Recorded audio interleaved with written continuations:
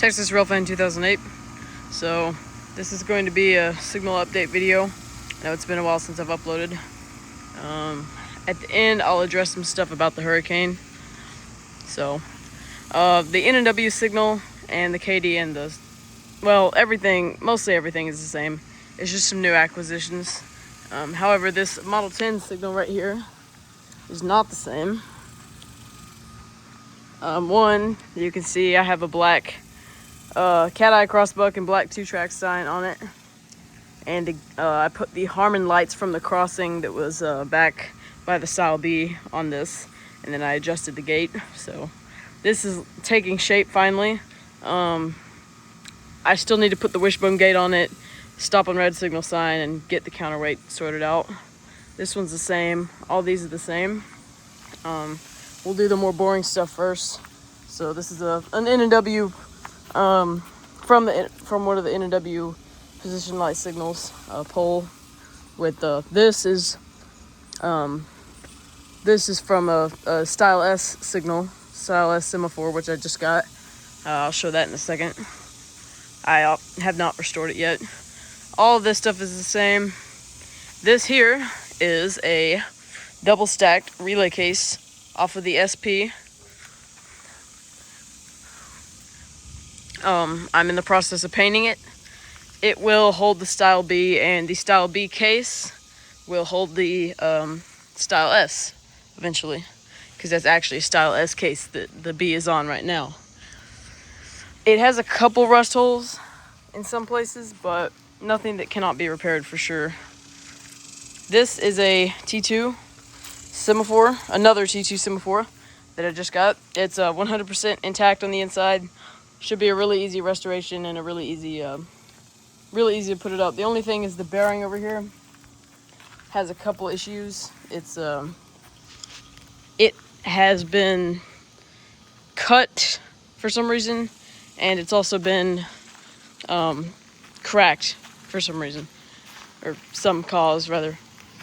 Right here is the Style B case I was referencing a second ago, which will, as you can see, I call it a Style B case because it has a Style B on it, but it's actually a Style S case. It has the door right here that would go with the Style S. And it has the plate, which, well, you'll see that plate on all signal cases, or all Semaphore cases, but that's how you can differentiate. If you see one of these cases that doesn't just immediately have a Semaphore on it, that's how you can tell if one may have had one in the past. Still everything the same up there. So this will be actually taken down, and this will be kept here with the Style S on it, and then the Style B will be moved over there. That signal will be leaving also, and the double stack case, which you just saw, will be going on that. So this signal will be going. As you can see, this crossing was already taken down. This will actually be holding my 2A Semaphore, which is over there in storage. And it will be going on this case right here, this GRS case. So that's going to look really nice. Can't wait for that. That pole is going to be going on the case right there, and a small 5.5 section will go inside of it, because that pole back there is 6.5 inch, and the Semaphore can only fit on a 5.5 inch. So here's the Semaphore. It's 100% complete. I have the blade for it in the shop. I'll show that in a second. So there that is in the shop. We have a bunch of Semaphore parts piled up everywhere. This is a T2 assembly, T2 blade, or T2 spectacle and hub and lenses. And then this is the Style S mechanism. I'll show it working in a second. This is a spare Style B mechanism that I got. And then this is 2 blades.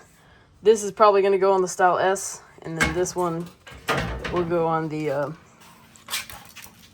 will either go on the T2 that's laying back there, the second one, or the 2A, whichever one I get at first, probably the 2A, but it will be going with this hub and spectacle. Over here we have the lens rings for the other hub that's right here, or sorry, the other spectacle that's right there, and I also have the lenses and everything for it. And then the hub is on the bearing, which is on the Semaphore pole. Oh yeah, I was gonna show this.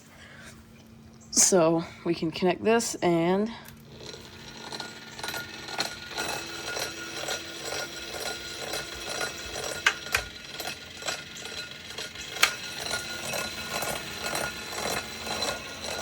I do have the glass cup for this. So remove power, which then allows the slot coil to release, and Semaphore goes down. Very similar to this one, except the air buffer is on the top on the style B. So you adjust the flow rate with this little screw right here.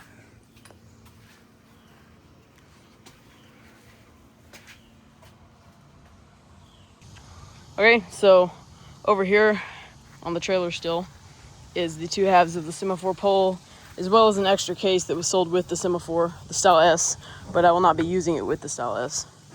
So here's the bottom half, base up there, and as you can see, this is very thin pipe, so I thought that was interesting. Here's the top half, as well as both pieces of the rod. So this goes up, and you can see the bearings right here. The finial goes on top of here that you saw earlier. This threads into the top of the mechanism. And then here's the hub, which the spectacle will mount to. So there's the rest of the Style S parts. Hopefully that will be erected sometime soon. So everything else is the same with the signal collection. So I'm not going to go into too much detail there, but everything's still functional, nothing new really. It's really about all there is to show as far as that. Here's the interior of the bottom case of the double stack. There's the original milepost. I'll put it on the screen, but I forgot the name of the division that this came off of, from the Southern Pacific originally. I have a picture of it actually in service. This was a single-bladed signal, so there was only one relay, the home relay. There was no distant for the lower arm. Terminal block, and then whatever that capacitor was for. And then this one was the battery terminal, which they managed to cram batteries in the bottom of these as well, apparently, which I thought was kind of interesting. The bottom I still have to clean up on the inside. It's also got a lot more holes that need to be patched. But the whole bottom of this case was filled with this tar-like substance. Very weird.